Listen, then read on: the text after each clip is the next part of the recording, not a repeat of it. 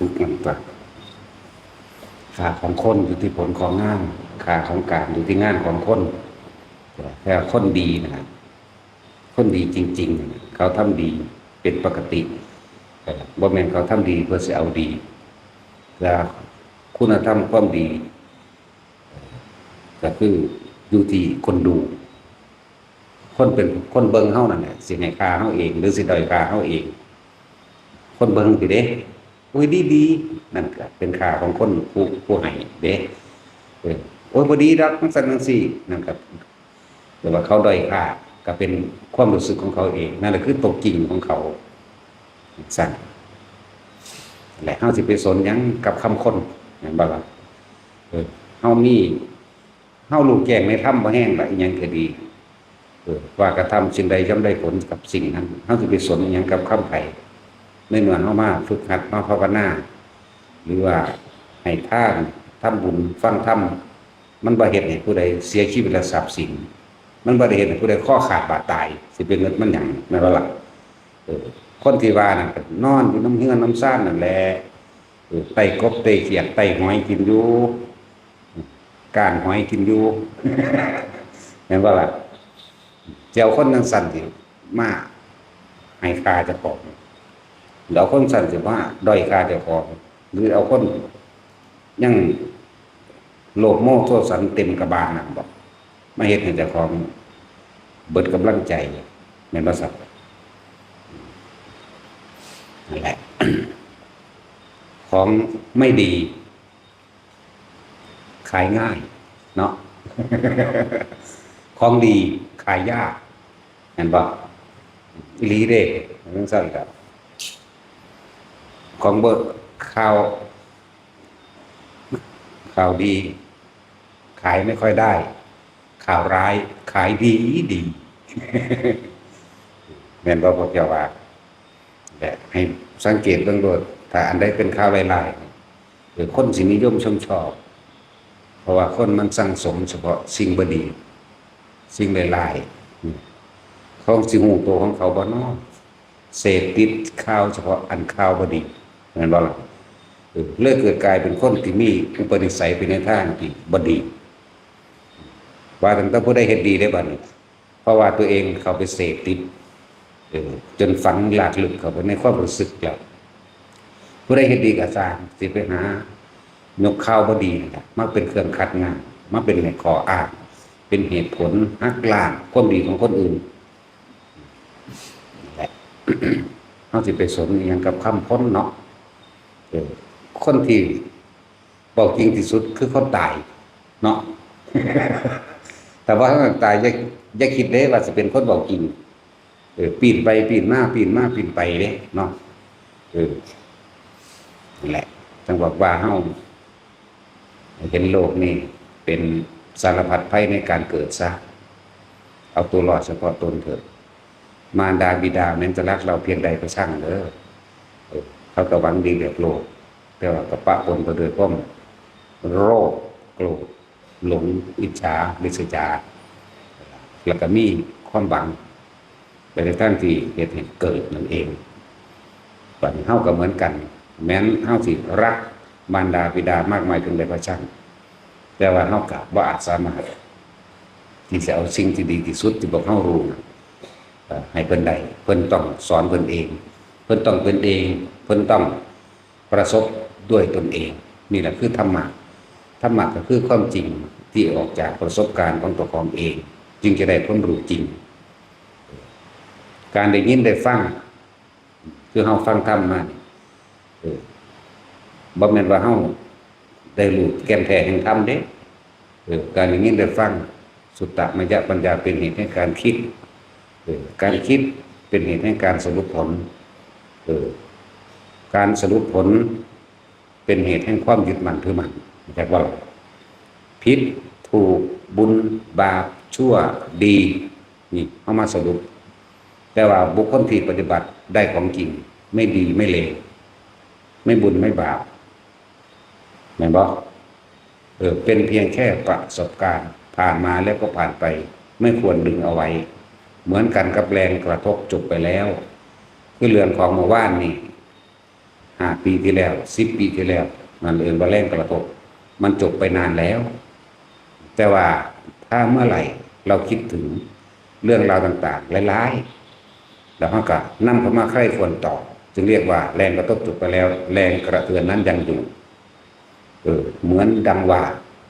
เป็นเหตุการณ์เกิดขึ้นในปัจจุบันขณะเด็กพอเข้าใจมาเด้อคือเฮาโกรธเกลียดบุคคลผู้ใดผู้หนึ่ง5 ปีที่แล้วเฮานำเข้ามาคิดใหม่ศูนย์ขึ้นคือเก่าเด้นั่นแหละจึงบอกว่าแรงกระทบจบไปแล้วแรงกระเทือนนั้นมีอยู่พระเจ้าเฮาจึงให้ทุกคนพยายามอยู่กับปัจจุบัน อดีตก็เป็นสิ่งที่ผ่านมาแล้วก็อาจสามารถไปแก้ไขอิหยังกับมันได้อนาคตก็ยังบ่ทันได้มาถึงบ่มีไผฮู้จักอนาคตดอกอยู่นี่เว้าเต็มๆโลดคือพอเล็กมาหน่อยก็บ่ได้คิดเด้คิดล่วงหน้าไว้ได้อยู่บ่ว่าสิเห็นอาจารย์อันนี้แม่นบ่ซั่นตาจุ้ยมื้อนี้คิดอยู่บ่ว่าสิเห็นหลวงพ่อมนกอันนี้บ่ฮู้จักนั่นแหละเอิ้นว่ามันบ่มีผู้ใดมาคาดคะเนหรือทำนายหยังกันได้ดอกฉะนั้นพวกเฮาจึงอยู่ปัจจุบันเถิดว่าคาดคิดได้ว่าสิมาเห็นแบบนี้ว่าสิมาได้ฟังแบบนี้เนาะพระนี่ว่าบ่ม่วนว่า นั่นเป็นว่าด้อยค่าเฮาแล้วปัดผู้ถือใจได้วันนี้เพิ่นเราดีด่ากระสานเพิ่นบอกเพิ่นสอนเด้อเพิ่นให้พรเด้ว่านั่นก็ให้ค่าเฮาอีกเนาะผู้ว่าบ่ดีนั่นเอิ้นว่าด้อยค่าผู้ว่าดีมันเอิ้นว่าให้ค่ามันมี2อย่างนั่นแหละแต่เฮาบ่ได้สนมึงหันดอกเฮานำประสบการณ์ที่ตัวเองเป็นมาเว้าให้ฟังบ่ได้เว้าให้เชื่อเข้าใจบ่ล่ะเชื่อก็บ่มีผลเด้อสิบอกให้ ต้องบุคคลผู้นั้นลงมือปฏิบัติกระทำเอาเองเข้าไปรู้แจ้งในความรู้สึกของตัวเองนี่ต่างหากไม่พุทธเจ้าเพิ่นเว้าหลอกคอบหรือว่ากวมไว้เบิดล่ะแม้เราตถาคตก็เป็นแต่เพียงผู้บอกทางนี่แม้ส่วนการเดินทางพวกเธอทั้งหลายจงก้าวย่างเดินไปเองโดยลำพังเดียวมันสั้นแล้วอย่าเชื่อเพราะการได้ยินได้ฟังสืบต่อกันมาอย่าเชื่อเพราะบุคคลผู้นั้นสมควรเชื่อแม่นบ่ล่ะเป็นตะเสื้อตะแสโดยเฉพาะพวกเฒ่าๆเนาะ ทำทาเอานั่นนี่ป้าปลูกเสกเหล็กยันเบ้ยขังก็ยังมันใกล้ตายเลยเด้อจักเยอะบ่ได้ มันยังพากันงมง่ายกับสิ่งศักดิ์สิทธิ์กับสิ่งนั้นสิ่งนี้สิดลบันดาลนั่นนี่ให้อยู่นั่นมันบ่ได้ฟังพระพุทธเจ้าเลยเด้นั่นแหละพวกเจ้าไปเชื่อบุคคลที่สมควรเชื่อว่าเขาแก่เขามีอายุมาเถระหรือเถเละบอกนานนั่นบ่ล่ะหัวสั้นหัวค้อนมากปากเบี้ยวงางมากนั่นโอ้ยเป็นบุญยกมือสวมหัวจังแม่นอีหยังว่าถ้าเขาเอาจังขึ้นสาธุรอดให้พวกเจ้ารวย สาธุแล้วก็แล่นไปเฮ็ดงานดูเนาะ มันสั่นตัวมั่วบอกว่ามีสมอง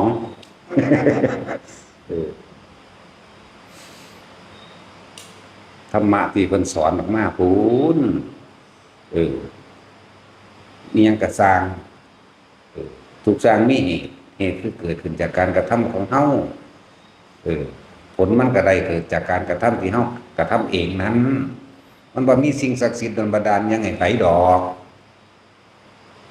ทุกคนที่ในนี่ผ่านการ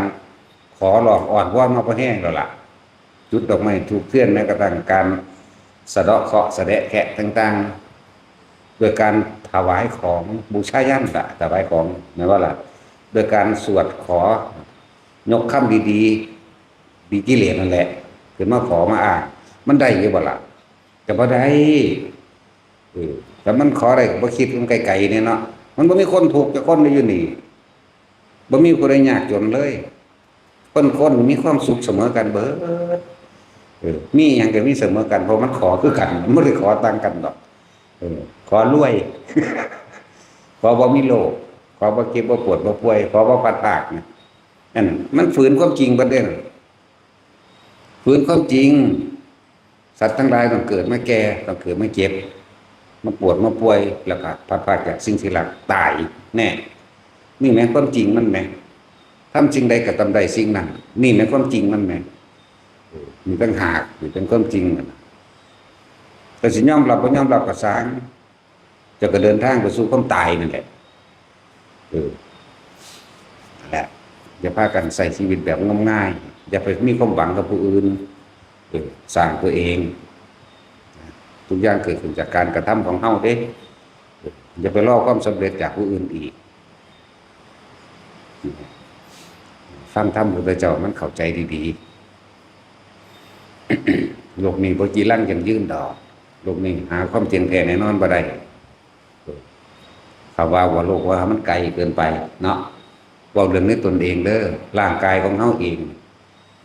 หาความจริงรังยังยืนบ่ได้เด้เนี่ยตะกี้เฮาเป็นเด็กน้อยแบบนี้นี่เห็นบ่นี่เด็กน้อยแบบนี้บัดนี้เฮาคือเฒ่าแล้วบัดนี้ยังบ่ซั่นหาความจริงแท้แน่นอนบ่ได้นี่ทั้งสั่นก็บัดนี้ทุกคนก็ผ่านความเจ็บปวดมาแล้วเจ็บปวดทั้งบาดแผลเหยียบน้ำเป็นฝีเป็นหนองปวดแขวปวดหัวเป็นไข้หวัดเป็นไอเจ็บแน่นหน้าอกต่างๆนานานี่แม้ความจริงมันแม้ความจริงคือทุกคนเกิดมาแม้ความเกิดก็เป็นทุกข์เพราะแก่คำว่าแก่บ่แม่นหลายคนที่มองไปใส่90 100เด้บ่แปลว่าแบบนั้นเด้อเราแก่ทุกวันเด้จากวันนี้แต่ว่าเป็นการเฮาอาจจะเข้าใจว่าเป็นแบบซ่าๆเป็นแบบซ่าๆมันบ่ได้ซ่าเด้เอาถ้ารูปขี้ไข่เบิ่งดูกันแล้วเนื้อหนังมันออกมาก็ดีนั่นล่ะแก่จังซั่นแหละรูปเบิ่งขี้ไข่เบิ่งขี้มูกน้ำลายเบิ่งหูนั่นแหละความแก่มันคายความแก่มาให้เฮาเห็นบ่ล่ะเข้าใจบ่ล่ะมันคือขี้หูขี้มูกน้ำลายออกนั่นแหละมันแก่แล้วมันก็ตายไปสู่มือนั่นเห็นบ่นั่นเป็นสั้นตัวนั่นแหละเรามีความแก่เป็นธรรมดามีความเจ็บเป็นธรรมดามีความพัดพรากจากสิ่งที่รักเป็นธรรมดามีความตายเป็นธรรมดาแล้วนี่คือเรื่องอยู่ในตัวเฮาเองเด้อบ่ได้เว้าเรื่องไกลพอทุกคนบ่เข้าใจโลกก็คืออารมณ์เฮาเองจังว่าล่ะโลกก็ดีบ่เรื่องใกล้ๆกับน้ำเฮาให้เห็นสารพัดภายในการเกิดให้เห็นโทษของกายพร้อมกายนี่บ่เป็นของเฮาอาศัยข้าวและน้ำเด้เลี้ยงมันเฮาฮักที่สุดก็คือตัวเฮาเองกายเฮาเองมีได้หลายดีๆนี่บ่แสวงหาสรรหาไม่กินเนาะมันทรยศพวกเจ้าคือเก่านั่นแหละมันบ่ได้ซื่อสัตย์กับพวกเจ้าดอกเนาะมันก็ปวดเหมือนเดิมมันก็ป่วยเหมือนเดิมมันก็แก่เหมือนเดิมมันก็ตายเหมือนเดิมเห็นมั้ยเห็นบ่ล่ะมันบ่ได้ฮักพวกเจ้าเด้พวกเจ้าได้ไปฮักมันเองหลงมันเองเนาะเสื้อผ้าได้ดีๆเบ้ยซื้อมานี่นั่นนี่เนาะอันใดประดับใส่หูใส่ปากท่าหน้าท่าเดือโอ้ยสารพัดพวกผู้หญิงก็หาแต่งหาดึงไว้ขนาดเกงในซ่อนอยู่ข้างในก็ยังหายี่ห้อดีๆมาใส่โอ้ยคือบ่ใส่โซ่โลดเนาะใส่ทั้งนอกก็ได้แต่อยากโซ่ของดีของมีราคาใส่กางเกงยีนเข้าไปแต่ก็ใส่กางเกงในทั้งนอกก็ได้ตัวคือจากโซ่ยี่ห้อคานวินคลายว่าเด้เนาะยี่ห้อดังเว้ยจังซั่นตัวแต่จากโซ่ก็ใส่ข้างนอกก็บ่ใส่ก็บ่ต้องใส่หยังใส่กางเกงในมาโลดมันต้องบ่ได้คิดยากเนาะตัดสินแต่ว่าแว่ๆมันจะคิดยากเด้บ่ต้องกับป๋ามาโลดบ่ต้องจังบ่ได้คิดไอ้ขี้การคิดเห็นโทษของร่างกายเจ้าของเด้อมันบ่เป็นของเจ้าของเด้อมันแก่ทุกวันเนี่ยขี้มูกน้ำลายออกนั่นแหละมันคลายความแก่ออกไปเห็นบ่แล้วอันอื่นก็ออกไปเหมือนกันขี้หูขี้มูกน้ำลายแต่ขี้ไข้เล็บยาวต้องตัดออกนั่นแหละมันแก่ทุกวันบ่แม่นแต่แค่นั้นบัดนี้เฮาบ่แม่นแต่ว่าเฮาเห็นผมงอกว่าแก่เด้ส่วนต่างๆแก่ไปเรื่อยแล้วมันก็เจ็บปวดป่วยบัดนี้อยู่ในอำนาจของตนต้องไปเพิ่นเห็นโทษของกายนี่แหละเห็นโทษของขันธ์5รูปเวทนาสัญญาสังขารวิญญาณอันนี้เนี่ยผู้เพิ่นบรรลุอรหันต์ก็เลยเพิ่นบ่ได้ไปอีหยังมากมายดอกบ่แม่นไปเห็นสวรรค์เห็นนรกดอกนะบ่แม่นไปรู้ดักใจท้ายความคิดผู้อื่นได้ดอก มันเจ้าสิไปรู้ความคิดผู้อื่นแล้วแต่ว่าเจ้าก็ยังมีอารมณ์ความรู้สึกพอใจและบ่พอใจเจ้าก็เกิดอยู่นี่ไงมันวิเศษตรงไหนยังยังละเพิ่นยังละภาษาบาลีว่าอนุสาสนีปาฏิหาริย์บ่ดูดักใจใครอื่นบ่แม่นบ่คือจังซั่นตัวอิทธิปาฏิหาริย์อิทธิฤทธิ์มีอยู่10อย่างพุ่นล่ะแต่ว่าบ่ย่อๆอิทธิปาฏิหาริย์ทั้ง10อย่างถ้ามีอิทธิฤทธิ์ดำดินบินบนห้องเฮินเดินอากาศมันมีการแข่งฤทธิ์ได้ละสิแข่งฤทธิ์เด้พวกฤาษีชีพให้ต่างๆผู้เขาจะฝึกได้บางตนเดินบนน้ำบางตนเหาะไปในอากาศบางตนทำให้หายไปลงมาในพื้นดินบางตนลอยไปดุจดังนกบางตนทำตัวเองเอาหัวไปหมุนเขาคิดกูดเอาเท้าไปอีกเขาหนึ่งจังซี่นะเดินไปตามอากาศมั่งเดินไปตามน้ำมั่งลงไปในน้ำมั่งเด้แล้วเขามาท่าแข่งฤทธิ์กับพระพุทธเจ้าเด้บ่แม่นนิครนทั้ง6เด้นิครนทั้ง6บ่ได้มีฤทธิ์มีเดชหยังเด้นั่นน่ะจักว่าล่ะบ่แม่นเด้พวกอื่นอีกกว่านี้แต่เขาบ่เป็นแบบนี้นั่นแล้วส่วนพระเจ้าพิมพิสารก็ปรารถนาจะเห็นพุทธเจ้าแสดงฤทธิ์ที่เพิ่นก็ปล่อยให้พวกนั้นแสดงก่อนพระเจ้าพิมพิสารอาราธนาก่อนพระเจ้าข้าพระองค์แสดงฤทธิ์เดชให้ยิ่งขึ้นไปยิ่งกว่าพวกนี้ศรัทธาแต่แก่มหาชนจะเพิ่มมากขึ้นพุทธเจ้าก็นิ่งแล้วก็อวยใส่พระอานนท์ดีบัดสกิดพระอานนท์อยากให้พระอานนท์อาราธนาแสดงฤทธิ์ได้บ่ล่ะพระเจ้าข้านี่คู่คนนั้นหรือฤาษีตัวนั้นเดินไปบนน้ำได้ผู้นั้นสามารถเนรมิตลูกไฟได้เป็นควันได้เป็นไฟแสงสีเขียวเหลืองแดงได้บางคนเดินไปในน้ำได้คือในน้ำบนน้ำก็ตั้งหากในน้ำก็ตั้งหากเด้บางองค์ก็ดำดินเข้าไปมากพวกฤาษีทั้งหลายเหล่านั้นเพื่อที่ประกาศคุณของตนเองแต่ว่าเหตุไปต่างๆนานาบางพวกสามารถปิดดวงอาทิตย์ให้มืดได้ให้สว่างได้นี่นั่นเด้พระอานนท์กับพระเจ้าข้าถ้าพระองค์ได้ทรงแสดงฤทธิ์ที่ยิ่งเหนือยิ่งกว่าพวกทั้งหลายเหล่านี้ศรัทธาทั้งหลายก็จะเกิดแก่พุทธศาสนาแห่งเรานะพระเจ้ายิ้มเฉยเพิ่นเลยว่าแบบนี้มันมหาบพิตรนี่เพิ่นเอิ้นพระเจ้าพิมพิสารมาจงไปนำฤาษีตัวนั้นมาที่นี่ฤาษีตัวนั้นมาที่นี่มาที่นี่ที่นี่ไล่มาหลายได้บ่ได้หน่อยเด้แล้วเพิ่นแต่งแล้วเพิ่นแต่งคำถามให้กับฤาษีแต่ว่าให้ผู้อื่นถามเขาอย่าว่านี่เพิ่นบ่ถามเองเคยได้ยินบ่เรื่องจังซี่บ่ได้มีผู้ใดเว้าปานใดเด้บ่แม่นนิครนทั้ง6เด้พวกนั้นบ่จักหยังบ่ได้มีแหมงหยังเด้นั่นน่ะจังซั่นแล้ว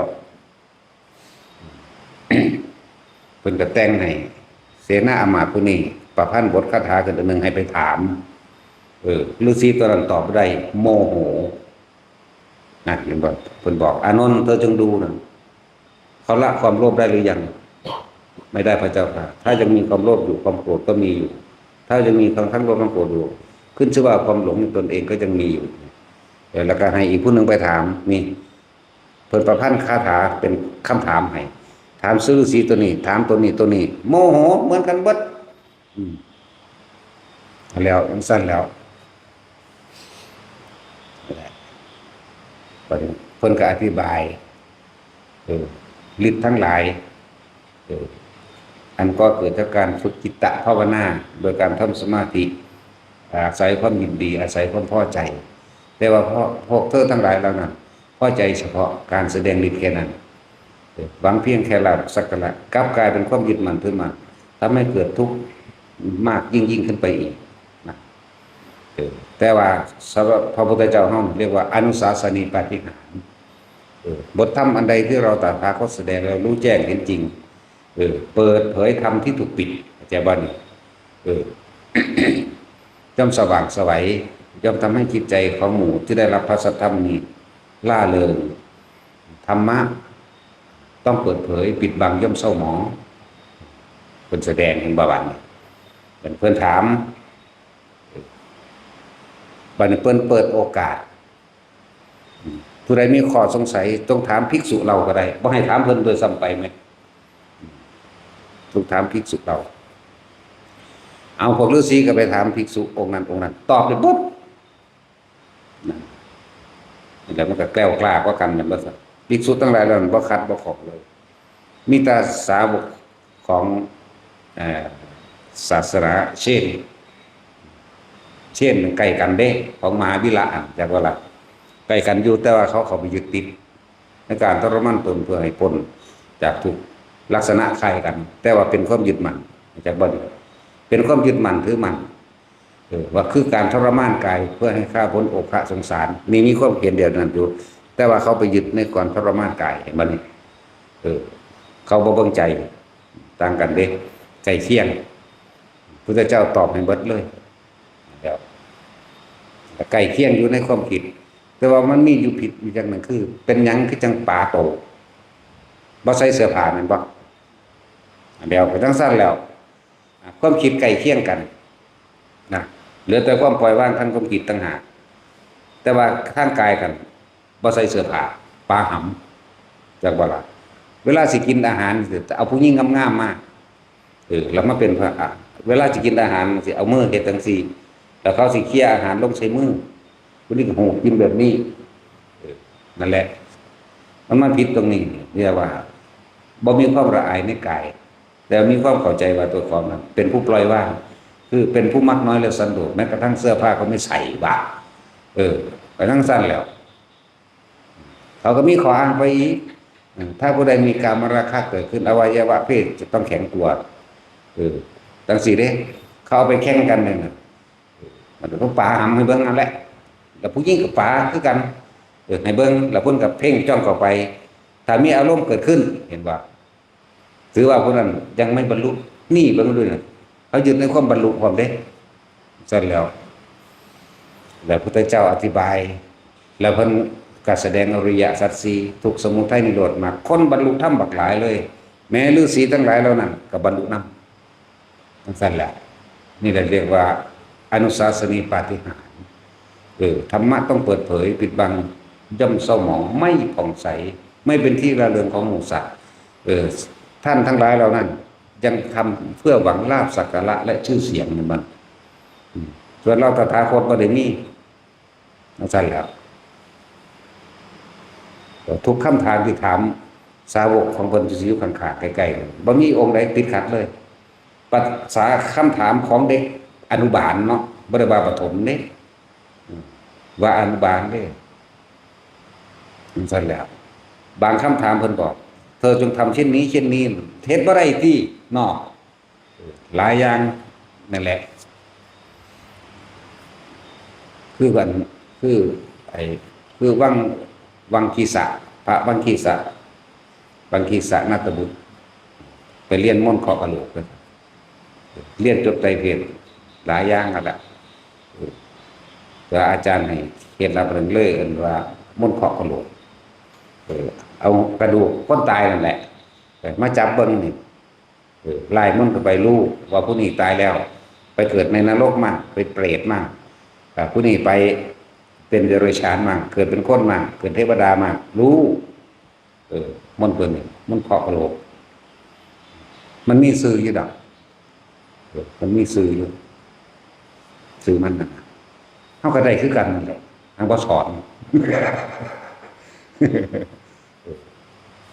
สอนไปมันเห็นผีพากันแล่นตายที่ตาลาดเด้มี4ค่ำเด้สั่นๆ4ค่ำนึงแต่ก็ต้องอาศัยชาติคือเก่ามันได้เป็นน้ำข้ามมันบ่ได้เป็นน้ำตัวอันนั่นดอกโต4ค่ำนั่นดอกเป็นน้ำอาศัยชาติจิตเป็นหนึ่งซะก่อนตัวนี้เป็นตัวเครื่องนำซื่อเป็นเหมือนกับว่าเครื่องล่อจิตร่วมนี่แหละจังสั่นมันครอบกะโหลกพุทธเจ้าเอาหัวกะโหลกเอากระดูกคนตายมาที่1 2 3 4 5 6หัวบุละเคาะแล้วผู้นี้ไปใส่ผู้นี้ไปเกิดเป็นแพะมั่งผู้นี้ไปใส่เป็นนรกมั่งผู้นี้ไปใส่เปรตมั่งอสุรกายมั่ง เป็นสัตว์เดรัจฉานมั่งผู้นี้ไปเทวดามั่งผู้นี้เป็นพรหมมั่งก็คือกระดูกพระอรหันต์ที่เคาะแล้วเคาะอีกเคาะแล้วเคาะอีกทองม้วนทองแล้วทองอีกเกิด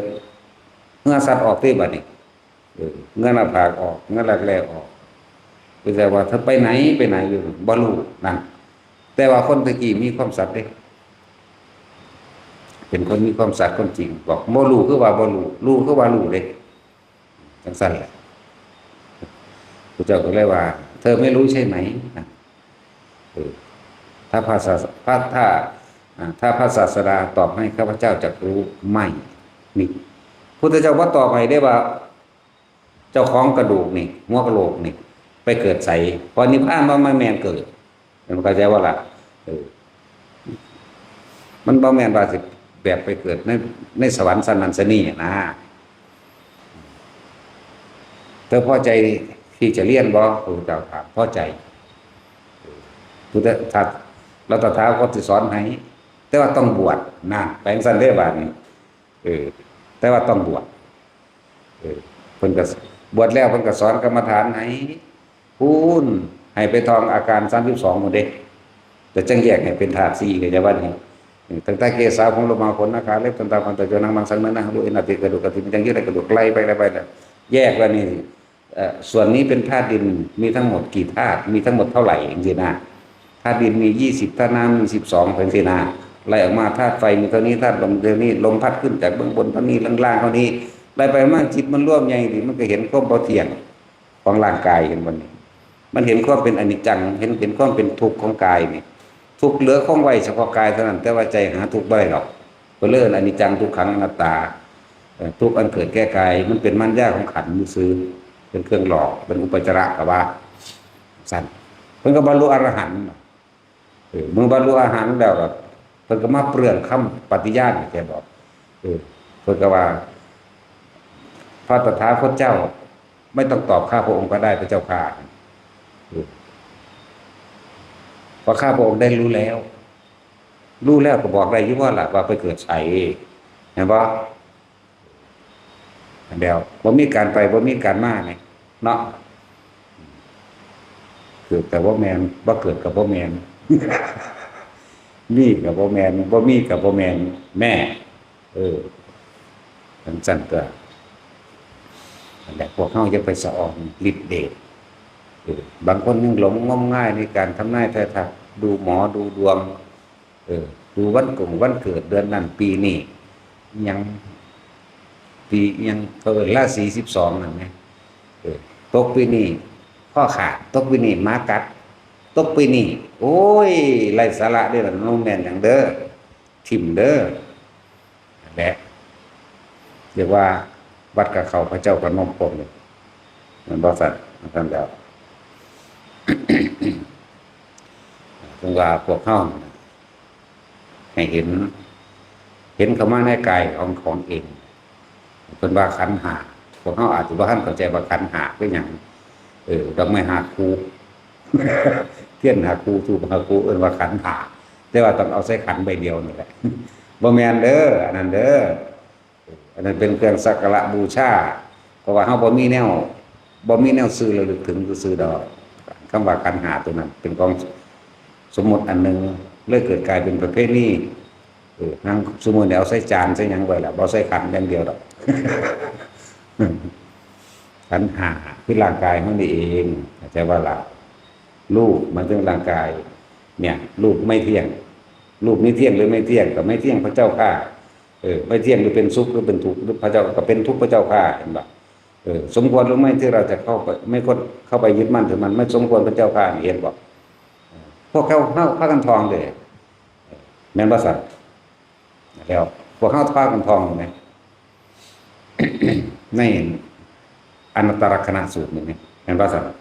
คือพากันว่ารู้จักกุศลนิตินิพินทติเวทนายะปินิพินทติว่าสัญญายะปินิพินติสังขารเรสุปินิพินตินั่นล่ะนิพินตังวิราชติวิราคาวิมุตติเสยยะทิทางกามาสวะภวาสวะวิชาสวาน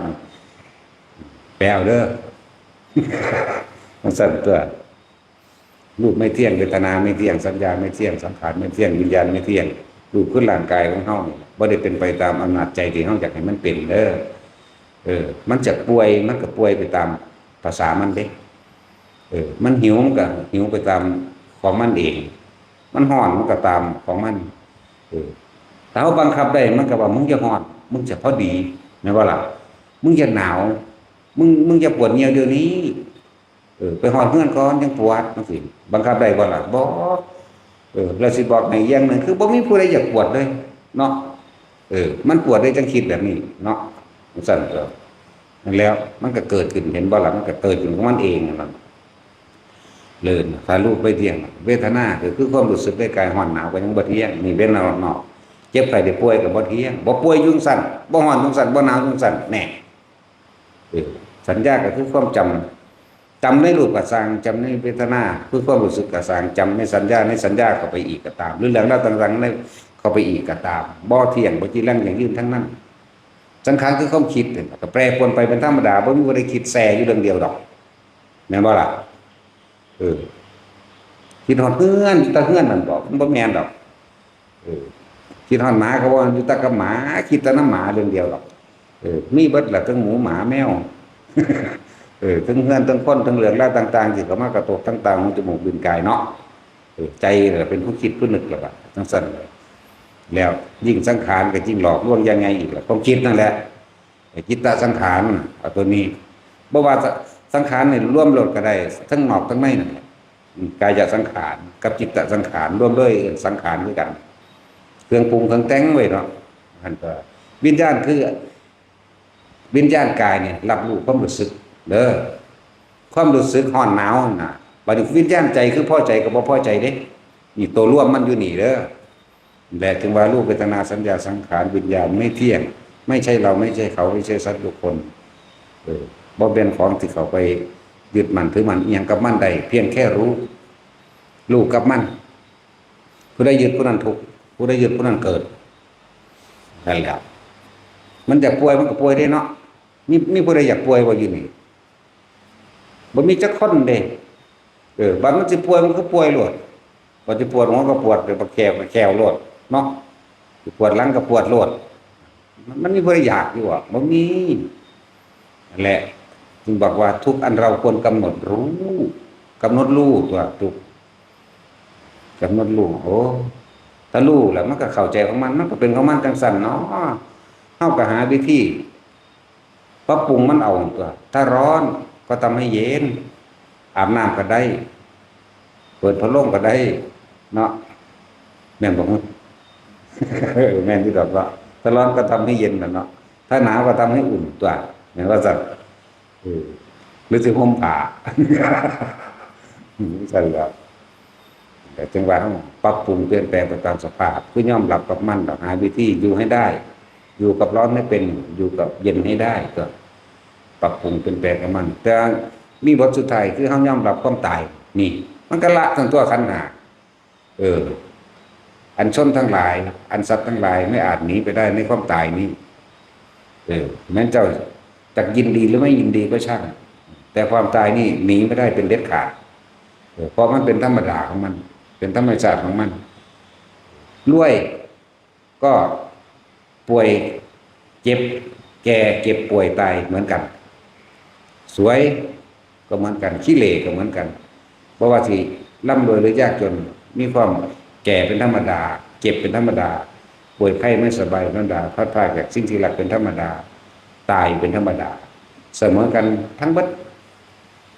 เฮายอมรับมันโดยความคิดโดยการเห็นเข้าใจว่านี่เรียกว่าความคิดยอมรับด้วยการเห็นเรียกว่าญาณทัศนะก็ว่าแปลว่าการเห็นที่สุดเข้าใจว่านี่การเห็นจนสุดถ้าเกิดจนตายเห็นแล้วยอมรับมันแล้วแต่เห็นทั้งใดในระหว่างทำการปัจจุบันเฮาสิบ่กระทบกระทั่งบ่ส่งอารมณ์ออกไปทั้งใหม่นั่นแหละเพิ่นจึงฝึกให้พวกเฮานั่นรู้จักการทรงฌานเจริญฌานด้วยอานาปานสติบางองค์ก็ชำนาญเพียงแค่ลมหายใจเข้าออกบางองค์ทั้งลมหายใจเข้าออกตลอดทั้งอาการปิติปราโมทย์เกิดขึ้นบางองค์ก็เอาเฉพาะอาการปิติปราโมทย์เกิดขึ้นและเพิ่นจึงเน้นดูความภิกษุทั้งหลาย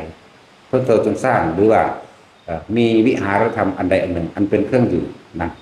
อันเป็นเครื่องสงบระงับคิดเด็กอันเป็นเครื่องสงบระงับจิตนั่นเองเรียกว่าจังสีเพราะพวกเธอถ้ายังมีการคิดนั่นนี่อยู่เธอจะหาความสุขไม่ได้สุขใดที่จะเสมอด้วยความสงบไม่มีบ้าบ่มีเด้สั่นครับเป็นจึงให้พวกเฮารู้จักอยู่กับตนเองแต่ก็พึ่งตนเองอันสุขและทุกข์โดยภายในหมายถึงใจของผู้เป็นรองรับนี่ไม่มีใครรับรองให้ใครได้บ่มีผู้ใดซอยใครได้เด้สุขและทุกข์คือพอใจกับบ่พอใจเนี่ยบ่มีผู้ใดซอยใครได้อุเบกขากับซอยบ่ได้เนาะนั่นสั่นแหละเพิ่นจึงให้เฮาพึ่งตนเองแล้วก็พึ่งความจริงที่ตัวเองมีอยู่ทุกคนอยู่กับความจริงเสมอแต่คนทั้งหลายเอาความคิดเห็นออกไปข้างนอกบึด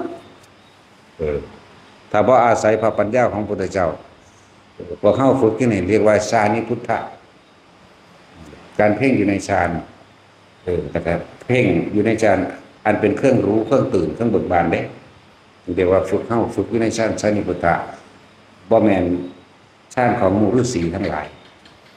พวกทั้งหลายแล้วนั้นเขาติดความสงบยึดความสงบแต่พวกเฮาความสงบก็รู้ไม่สงบก็รู้ได้บัดรู้นั่นแหละคือพุทธะเข้าใจบ่ล่ะพวกเฮาอาศัยพระปัญญาของพระพุทธเจ้าเอิ้นว่าฌานิพุทธะพวกนั้นมันเป็น เป็นฌานเป็นกสิณฌานก็ละอย่างกันบ่ได้มีอาศัยปัญญาของพระพุทธเจ้าได้พากันเวียนว่ายตายเกิดพอหลงเข้าไปยึดติดในความว่างมันยึดติดในความสงบมากเห็นบ่พวกยึดติดในความว่างเป็นอรูปฌานกับสมาแต่บ่ล่ะคืออากาศบ่มีหม่องสุดเอาบ่ได้คิดถึงหม่องสุดอากาศมีอยู่บ่เอาลองคิดหาเบิ่งดูคิดแล้วว่าจังไส้หัวมื้อนี้ก็เลยเนาะต้องคิดทอหางเอื้องนี่มั้ย ไส้หัวเฮ็ดหยังกันบ่ทันคิดเฮาลองส่งไปเบิ่งแล้วมันบ่มีหม่องสุดอีหลีเด้จนว่างไปเลยบ่ฮู้จักสิเทียบว่าจังไดมันก็แม่นของเพิ่นน่ะเฮาต้องยอมรับเด้เบิ่ง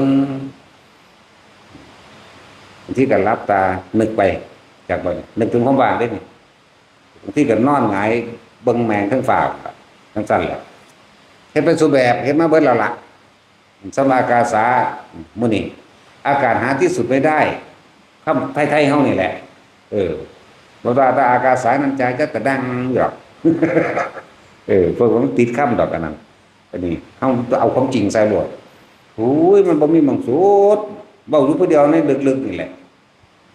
ในความคิดในใจเฮานึกหาหม่องสุดก็บ่เห็นมื่นตาหาหม่องสุดก็บ่เห็นนี่เลยเป็นจังซั่นแหละบอกว่าพวกเฮาในการฝึกการทรงชั้นจรชาติโดยอานาปานสตินี่คืออาศัยฌานิพุทธะอาศัยความรู้อาศัยปัญญาจากองค์พระพุทธเจ้าเฮาเรียกว่าฌานิพุทธะสงบก็รู้ไม่สงบก็รู้สงบก็ไม่ใช่ยึดไม่สงบก็ไม่ใช่ยึดมีแต่รู้จากบ่ล่ะให้จึงหาวิธีหาเครื่องอยู่ให้ทุกคนนั่นแหละฌานิพุทธะคุ้มครองเฮาได้ยาวไกลเด้อแต่ตัวเองต้องสร้างเองมรรคสิทธิฌานมรรคสิทธิฌานนั่นนี่อันเป็นหนทางที่ประคองเอาไว้ให้เข้าถึงผู้รู้แจ้งผู้ตื่นและผู้เบิกบานจังมรรคสิทธิฌานแห่งฌานิพุทธะเด้คำยาวมันมีอยู่เด้จะเว้าแต่คำสั้นก็ได้คำยาวก็ได้มรรคสิทธิฌานแห่งพุทธะนี่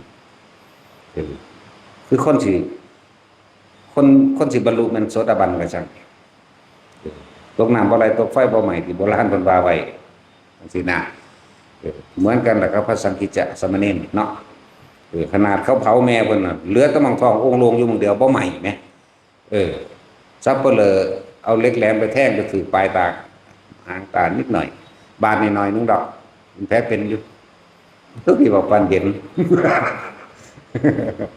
ก็เห็นตัวจังเว้าเนาะตัดสิน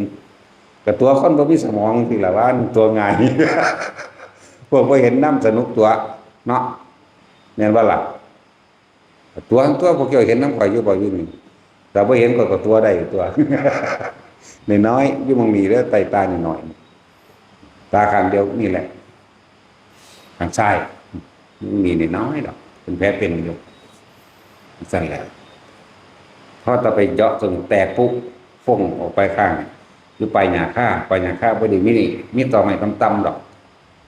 ค้อนไม้มันค้อนไม้มันล้มหญ้าค่ามันปูใส่ไปตกปุ๊ใส่ในหั่นสัปเหร่อดีใจแต่เอาขึ้นให้กับเศรษฐีผู้เป็นตากับยายได้รับรางวัลมหาศาลแล้วเพิ่นนั่นสั่นแล้วบัดใหญ่ขึ้นมาแล้วพอดีเด็กน้อย6 ขวบ 7 ขวบคุยกันหยอกกันเล่นอีหยังมันก็สู่สังคิจจะสามเณรบ่ได้อันบัดนี้คนมันมีชาติพุทธะมาไว้แต่สมัยใดแล้วเป็นผู้รู้คือความรู้ที่คุ้มหมู่เด็กน้อยคือกันนั่นแหละพวกนั้นมันบ่ได้มีหยังจักว่ามันซั่นแล้วเล่นอีหยังมันก็แพ้เล่นเขาเล่นดีดลูกกลางยังก็แพ้เบิดนั่นแหละคือดาวโอ้ยมึงสิบ่ดวงดีแท้เนาะเฮ็ดอีหยังก็บ่ชนะมันเนาะเฮาก็ว่าไปขนาดเก่งแท้ๆขนาดแม่มึงตายมึงยังบ่ตายนำแม่มึงนี่สลดใจเห็นบ่คำว่าพุทธะพุทธขึ้นเป็นคือว่าธรรมะมันพูดเองขึ้นเองจากว่านี่เรียกว่านี่แหละมรรคสิทธิการแห่งชาติพุทธะคำเต็มมันก็คือคำนี้เด้อนั่นแล้วความรู้ตัวนี้พึดขึ้นมาเลยเกิดความสลดใจมารดาตายแล้วซึ่งแม้กระทั่งเกิดมากกับว่าท่านได้เห็นมารดาเห็นเราเองแม้นบิดาเขาเช่นกันอยู่กับตากับยายนั่นเมื่อมีความเกิดก็ต้องมีความไม่เกิดบ่ล่ะถ้าไม่อยากตายก็ไม่ต้องเกิดนั่นสั่นแล้วและพวกตากับยายก็คุยกันนะบัดปรึกษาภาษาดิบุตรบ่เฮาเป็นอุปถากแห่งภาษาดิบุตรมานานปรึกษาแล้วก็ลงใจกันเบิดตากับยายก็ดีใจลุงป้าเอาก็ดีใจสังกิจจาสามเณรก็ตรงใจพอดีกับอยากบวชแน่คนผม3 เดือนเรียกบรรลุอรหันต์ท่านแล้วว่าพวกเฮาฝึกไปเถอะที่พาเฮ็ดอยู่เดี๋ยวนี้มันก็สูญหายดอกบางคนก็อยู่กับลมบางคนก็อยู่กับอุณหภูมิโลดแต่ว่าบ่ต้องไปเคร่งเครียดกับมันไว้อยู่มั่งก็อยู่มั่งก็ช่างมันเด้อแต่ว่าเน้นหมู่พาภิกษุสามเณรเด้มีเวลากว่าเขาจักว่าล่ะพวกเขายังห่วงรวยพวกเขายังงงห่วงมีอยู่ไปเนาะจังซี่พวกเขายังห่วงมีอยู่พวกเขาบ่ได้ห่วงหยังแล้วนำอย่างเดียวแม่นผู้บวชเดือนนึง2 เดือน3 เดือนก็ช่างฝึกเอาไว้เป็นการป้องกันตนเองเด้อว่าชานิพุทธะมรรคสิทธิฌานชานิพุทธะมรรคสิทธิฌานจะเป็นเครื่องปกป้องคุ้มครองตัวเราไปบ่ให้นี้ออกจากสัมมาทิฏฐิที่จะบอกเฮาสิอยู่ในสัมมาทิฏฐิแม้นอาจจะแวกๆไปนิดๆหน่อยๆแต่ก็จะมีสิ่งที่เตือนขึ้นมาเองดอกเพราะเฮาอาศัยฟังธรรมของพระพุทธเจ้าอาศัยผู้รู้คือพระพุทธเจ้านั่นแหละมันสั่นแหละจังว่ามันบ่สูญหายไปไหนดอกทุกคนฝึกเอาไว้แม้เกิดอันตรายเนี่ยชาติองค์ชาตินั้นนี่มันจะเป็นสมาบัติผลแห่งสมาบัติเป็นรักษาเอาเองถ้าจะถึงเสียชีวิตก็แค่ว่าเสียแค่ทรัพย์สินสั่นแล้วแล้วทุกคนมีสัมมาทิฏฐิอยู่แล้วอย่าลืมเรื่องสัมมาทิฏฐิคือเฮาสิถือเอาเฉพาะธรรมเป็นไงถ้าเอาเฉพาะรัตนตรัยเป็นไงเป็นคุณธรรมสงฆ์ธรรมสอนพระพุทธเจ้าเดินตามนี้แม้จะมีการทำผิดศีลมั่งเป็นบางตั้งบางอย่างก็สร้างมั่งแต่ว่าเฮามีเป็นอยู่ให้มันบริสุทธิ์ได้เวลาใดที่อยู่กับลมหายใจนั่นแหละบริสุทธิ์คือศีลบริสุทธิ์สั่นตัวบางคนไปอยู่กับลมไปอยู่กับอุณหภูมิเลยอยู่กับอาการดีๆเลยนั่นก็บริสุทธิ์แล้วมันมีแนวถ้าเข้าหรือลบล้างกันไปแน่อยู่ดอกกรรมอันที่เกิดจากความผิดเล็กๆน้อยๆคือการฆ่าสัตว์นี่แหละฆ่าผู้อื่นก็บ่ใหญ่ดอกเล็กน้อยเหมือนกันว่าแต่ว่าจะฆ่าคนมีบุญเด้นั่นแหละบ่ซั่นองค์ปริมาณสิบรรลุกันเนาะห้วยผู้ใหญ่สุดโทษนามันฆ่าหลายตัวสิสร้างเมืองได้เนาะเมียก็ตัวใดคือจะกังวลเรื่องนี้พากันเฮ็ดไปแหละแต่ว่าบ่เห็นไปเฮ็ดได้นี่เข้าใจว่าเนี่ยบ่แม่นสิเข้าไปเฮ็ดเด้ มันว่าเมื่อแล้วไปแล้วไปอย่าไปคิดถึงมันว่าแม่เราก็จะไปหาบาดมันบาดมันนั่นนี่สักก็กักคือมันต้องลมหายใจบาดจะตายมุกแมนเด้ก็คิดมันก็ไปน้ำเด้รอให้กำลังใจพญายสุโธธนากว่าสุตั้งกบิลพัทขึ้นได้เนาะฆ่าคนบักหลายสั่นตัวเนี่ยก็หลายอีกพี่สาวไงพี่การนอกเด็กเอาเบิดตัวไม่เกิดกับน้องแต่ผู้อื่นอีกนับก็บ่ได้ของคนได้ลูกคนเดียวอันจะได้ลูกชายมันบ่ล่ะดังจากได้เจ้าชายจริงตามแล้วผู้อื่นทั้งท้องนำเด้แปลกประหลาดบ่ล่ะนั่นแหละพอบริวารมาเกิดทั้งการทั้งท้องนำดอกก่อนกำลังใจเด้อเลยเคยมีผัวหลายก็มีอีกรถเอาจักล้านคนกันเห็นมันห้ามบอกเนาะแต่สิมึงเอาผู้เดียวนึงเอาหลายๆรถเป็นยังไงมันก็เอาอยู่บอกเอาตัวแต่มันเผลอเนาะมันพอจากหนาจะได้ขี้เกียจเอาแล้วก็ดีเอาอยู่ถ้ามีโอกาสพอจากหนาอยู่ว่ามันสั่นละแกว่าให้กำลังใจแต่ละคนว่าบ่ต้องไปกังวลดอกสิ่งที่มันผ่านมาแล้วเพียงแต่ว่าเฮาบ่นำเขามาคิดเท่านั้นเองหยุดคิดอยากบ่นำเขามาคิดแล้วอีหยังก็เกิดบ่ได้ตอนนี้คุณยายสุโธธนาบาดตายสุดท้ายมันก็คือรู้ลมหายใจเข้าออกเด้ตายน้ำลมหายใจเข้าออกบรรลุอรหันต์เลยเห็นบ่สั่นล่ะอย่างในจุลกาทางบรรลุอนาคามีเหมือนตัวเนาะชื่อจักขีบจักเดินยังตั้งแต่เกิดมาอาวุธออกแสงวับๆนั่นบ่ก่อนไม่รู้เนาะคนบ่ดีมันเกิดเริ่มที่รักมักยกมาตราเอารักฮอดของพ่อของแม่เจ้าของจริงๆบ่รักก็ได้มันก็ของซ้ำของเนาะขอเพิ่นก็ดีรักไปรักมาแบบนั่นแหละเป็นเรียกว่าเป็นคนบ่มีคนคบรักอยู่รักกินคนขี้ค่ะมาเรื่อยไปขออยู่น้ำมูลจนน้ำมันที่แรกมันก็ได้น้อยละจน500ซะก่อนมัน3,000นาเอาไปมาทำดีครับมันเลขาโจร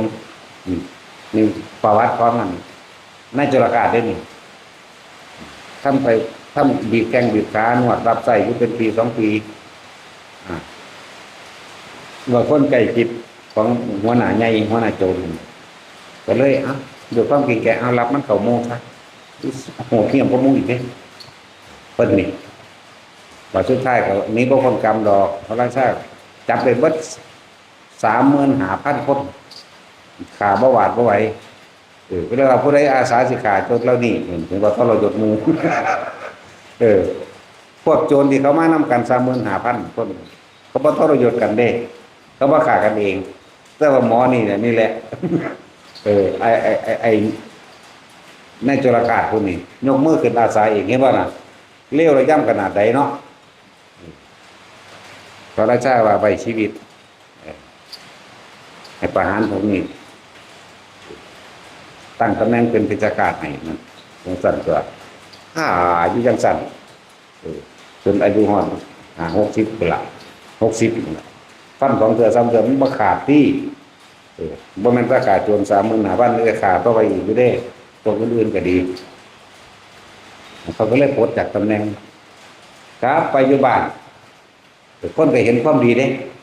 ความดีหยังคือเขาจับโจรผู้ร้ายได้กับผู้นี้เป็นผู้ฆ่าเขาก็เลยว่าดีเขาเลยว่าท่านอยากกินหยังโอ้ยอยากกินข้าวมัทุปายาตพวกนึงก็ว่าอยากได้หยังโอ้ยแต่เนี่ยบ่เคยใส่ผ้าไหมจักเทื่อเขาก็เลยหาผ้าไหมให้บ่ล่ะเสร็จแล้วเขาหาผ้าไหมให้เขาหาข้าวให้กินเด้แล้วคืนบ่ลงดอกมันป่วยแล้วจึงเอาให้กันเนาะคือบอกทุกคนนั่นแหละเวลาว่าไปเยี่ยมคนป่วยมักซื้อดอกอันแนวดีๆแซ่บๆเนาะมันบ่ได้อยากกินมันอยากเศร้ามันบ่ได้อยากกินเด้กินบ่ได้ปากมันจืดยำบ่ได้ซื้อมาตอนนี้โลดแม่นบ่สั่นก็แต่ภาษานิบุตรเพิ่นได้ไปสงเคราะห์เอาไปโปรดเอาเพิ่นก็สอน ที่แรกผมก็ไล่มายาวเติบอยู่แล้วเรื่องผู้ขาบ่เคยทำดีบ่จักบุญเลยบ่จักให้ทานเลยนี่รักมาตั้งแต่เป็นเล็กน้อยติดจำความได้กับรักอยู่รักกินมาเรื่อยๆแม้กระทั่งของพ่อแม่ตัวเองรักไปของญาติของพี่ของน้องคือเข้าไล่ออกไปนี่มันรักกินพ้นกินไปเรื่อยขนาดไปขออยู่นำหมู่มหาชนเขาสร้างเขาก็ยังบ่เอาแต่ว่าอาศัยตื้อเอาครับผู้ดีผู้นี้ก็ว่าไปจนถึงสุดท้ายมันนี่แหละบาดภาษาลิบุตรว่าอดีตเป็นสิ่งที่ผ่านมาแล้วก็ต้องไปคิดถึงมันดอกนั่นหรือว่าพอดีคนนี้เข่าเรียนเขาครูบาอาจารย์นั่นแหละจะได้เอาใส่บาตรในภาษาลิบุตรภาษาไทยใส่เบิดเด้นั่นคนว่าโอ้ท่านเป็นคนดีบางคนอ้อยเอาเนาะขนาดตัวเองบ่เคยกินเข่ามาครูบาอาจารย์แต่เครือก็ยังกล้าท่านถึงอันเรียกว่าท่านถึงตัดชีวิตโอ้ยท่านนี่ดีมากจิตใจมันกลับขึ้นมาเป็นปัจจุบันแต่วันพอดีกับอยู่ต่อหน้าภาษาดิบุตรสั่งนะเบิ่งกับอาหารนี่ขึ้นชื่อว่าเป็นของเฮาแล้วเฮาสิแบ่งให้ไผก็ได้เนาะแม่นเพิ่นว่าก็สั่นแบ่งให้ท่านเพิ่นมันก็คือกินซะกินแล้วอิ่มที่ความร้อนๆก็วนก็ว่ายในร่างกายจากบอกมันลืมป่วยกินข้าวก็เลยแซ่บก็เลยอิ่มรู้สึกว่ามีกำลังมันนี่ขึ้นมาเพิ่นก็ฮู้แล้วว่าตอนนี้เป็นปกติแล้วก็เลยแสดงธรรมแสดงไปเพิ่นก็ตัวเราจะหายใจไปน้ำกันเหมือนว่านี่เสือกบรรลุอนาคามีเสยนี่โอ้ยเอาเปรียบโง่กับขาคนมากกักนะแต่สิมึงบอกพอดีนี่ก็ขาคนเราด้วยเขาจะขามันขึ้นบ่ขึ้นแน่นอนแหละนี่เราให้กำลังใจพวกเสือเคยแทงลูกเคยไหลผัวจังสิคือนั่งอัมพาปาลีจังสิแล้วก็ทั้งแทงลูกทั้งไหลผัวนั่นมันแหละแล้วก็นั่งบรรลุอนาคามีได้เนาะต่อมาก็นั่งสิริมาลูกสาวเรานี่ก็เห็นเหมือนกันนั่นแหละแล้วก็นั่งบรรลุโสดาบันได้แถมสั่งไปทำลายสาวกสาวิกาของพุทธเจ้าสั่งตัวมันก็สั่งนั่งยังว่าลืมอยู่กันละที่ไรว่าแท็กซี่นางอุตราสูงมีสมองจังน้อยเลยว่าเดี๋ยวนี้กูถามยังเหรอโอ้ยเนาะกูเกิดเงินไหลเป็นนักจัดรายการอยู่ผู้เดียวนี่แหละถามผู้ใดก็ว่าพี่เป็นยังแต่จัดรายการก็มีบาทอยู่เลยนะว่าอยู่ผู้เดียวหัวอยู่ผู้เดียวนั่นบ้าละนี่ก็จะคือกันเดี๋ยวบางคนนั้นก้มหน้าไว้แต่ถามแต่บ่มีจักโดดแค่ในตาจินแต่คือบ่จักยังจักยางอยู่แล้วแต่ดาวโดดอันนั้นนั่นแหละให้กำลังใจแต่ละคนทุกคนคือมีความหวังว่ารุดพ้นได้ทราบนี่แหละเด้อมันเจ้าสิล้านหัวกระซางแปลอีกก็ได้นั่นแหละบางคนก็วันวิตกใจว่าโอ้ยหมอดูเขาว่ามีวิญญาณเด็กน้อยยางน้ำหลังเจ้ามั่งเกาะอยู่ขามั่งเกาะอยู่ไหล่มั่งบ่แม่นจักเม็ดเด้อเจ้าแห้งดีกว่าเขาเดาไปซื้อเล่นแต่ของเสือกคืออีหลีว่าเขาแม่นได้บัดมันถามชาวไปว่านั่นแหละมันสิดูเป็นแม่มึงบอกมันบ่ได้มีตาทิพย์หูทิพย์ปานนั้นดอกภาษาตำรามาเบิ่งซื่อเว้าเดาไปซื่อแต่มันก็เปิดตำราใส่แหละบางที่ผู้เป็นหลายพวกก็สร้างเกิดมันเป็นเรื่องผ่านมาแล้วแค่ลูกก็สร้างเกิดคนเฮาคือการเคยรักเคยปนเคยขี้มากก็สร้างมันเถิดตอนเป็นสิ่งที่ผ่านมาแล้วเด้อหลายเมียก็สร้างมันเถิดแต่ว่าสร้างเอาอีกอยู่แต่สิเอาว่ามึงขี้เกียจเอาคนช่วยจังหน้าเด้เมียนมันเด้อเป็นรถมานี่มึงเว้าอีหลีบ่เด้อบิดหูรถบ่ได้เว้าอาจารย์เพิ่นใส่ลายครับใส่ลายดีก็ใส่ดีเด้ถ้าใส่ลายมันสิคิดระวังแต่ใส่ดีมันสิตายใจเข้าใจว่าล่ะแล้วแต่ละคนมีสิทธิ์เบิดเพียงว่าเรื่องอดีตมันผ่านมาแล้วเฮาบ่อาจสิไปแก้ไขมันได้อยู่ในปัจจุบันอนาคตก็บ่ทันเกิดคนเฮามันเกิดเพราะว่าคิดถึงอดีตเด้ออดีตกับอนาคตเป็นสิ่งเดียวกันฉะนั้นพยายามอยู่กับลมหายใจมั่งอยู่กับอุณหภูมิมั่งอาการปิติอย่างใดอย่างหนึ่งเกิดขึ้นเบาร่วมกันเอง แต่จริงๆอยากให้เน้นอยู่จุดเดียวเน้นอยู่ในจุดเดียวโลดเริ่มต้นแรกก็ขึ้นหน้าผากเข้าเองนิ่งๆน้องๆอยู่ดีกะมันเคลื่อนไปจังรู้ไปตามมันซื่อๆเดี๋ยวนั้นอยู่จังซั่นคนเฮาถ้าบ่มีสมาธิปัญญาก็บ่เกิดเด้สิบอกให้เด้อบ่แม่นเอาแต่ปัญญาอย่างเดียวเอาสมาธิที่หลังบ่แม่นต้องตีคู่กันเด้อสมถะญาณิกกับวิปัสสนานี่